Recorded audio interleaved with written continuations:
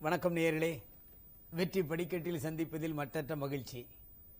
வாழ்க்கை என்பது கற்று தெரிந்து கொள்வது, தெரிந்தவரிடமிருந்து அறிவு சார்ந்த முறையில் அந்த கொள்கைகளை கடைபிடிப்பது எல்லாமே வெற்றியை தரும்.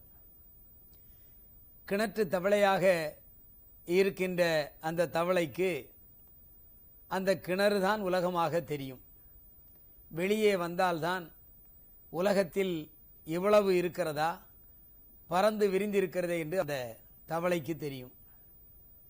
5ஆம் நூற்றாண்டில் பல்லவ நாட்டில் பிறந்த ஒரு இளவரசர் ஆரம்ப காலத்திலேயே எல்லா கலைகளையும் கற்றவர். அந்த கலைகளை கற்று இருந்த அவருக்கு புத்த மதத்தின் மீது பற்று வந்தது.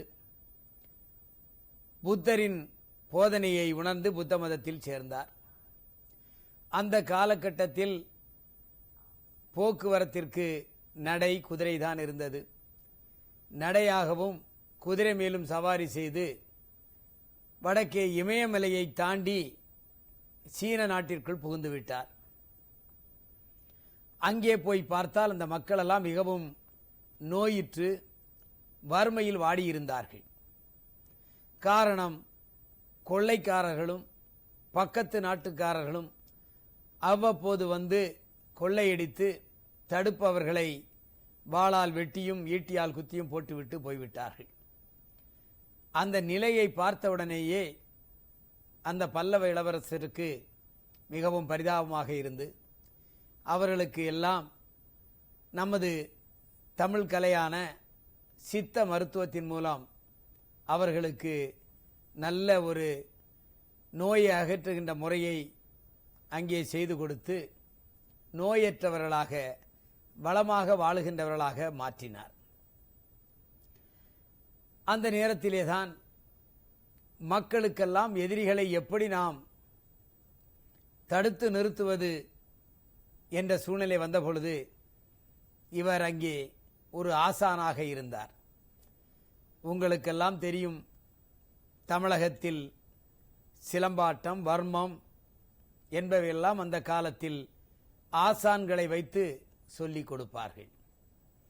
சிலம்பம் என்பது மிகவும் சிறந்த ஒரு பயிற்சியாகவும் ஒரு எதிரியை தடுக்கின்ற ஆயுதமாகவும் இருந்தது.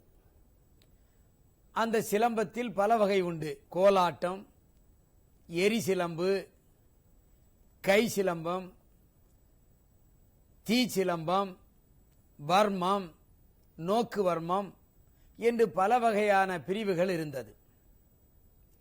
அதில் நோக்கு வர்மம் என்பது தன் சக்தி மிக்க அந்த கண்களால் அந்த மனிதனை கூர்ந்து பார்த்து அவனை வசியப்படுத்துவது.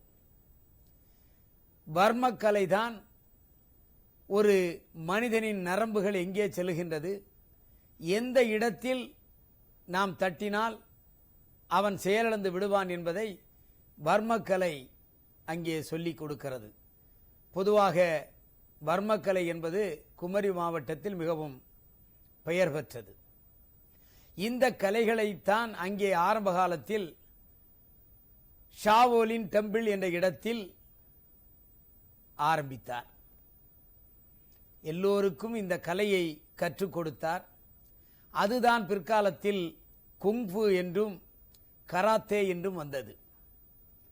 ஆக தமிழகத்திலே இருந்து சென்ற ஒருவர் உலகத்திற்கே இன்று பெயர் வாங்கி கொண்டிருக்கின்ற கராத்தே குங்ஃபு கலை நம் தமிழகத்திலேருந்து அங்கே கொண்டு சென்றார். கொண்டு சென்று அந்த மக்களை பயிற்றுவித்து அவர்களுக்கு எல்லா திறமையும் கொடுத்த பிறகு அந்த போதி தர்மர், நமது பல்லவ இளவரசர், அங்கே மற்றொரு கடவுளாக வழிபடப்பட்டார். வழிபடுவதற்குரிய செயலை செய்தார். ஒரு புத்தரை போல் போதி தர்மரையும் அங்கே மக்களெல்லாம் வணங்கினார்கள். எனவே தமிழக கலையை உலகமெங்கும் கொண்டு சார்த்த பெருமை நமது போதி தர்மருக்குத்தான் சேரும். எனவே கிணற்று தவளையாக இருக்காமல் நம்மிடம் இருப்பதை மக்களுக்கு எடுத்துச் சொல்ல வேண்டும் என்று சொல்லி மீண்டும் உங்களை நாளை காலை 7 மணிக்கும் இரவு 7 மணிக்கும் சந்திக்கின்றேன். நன்றி, வணக்கம்.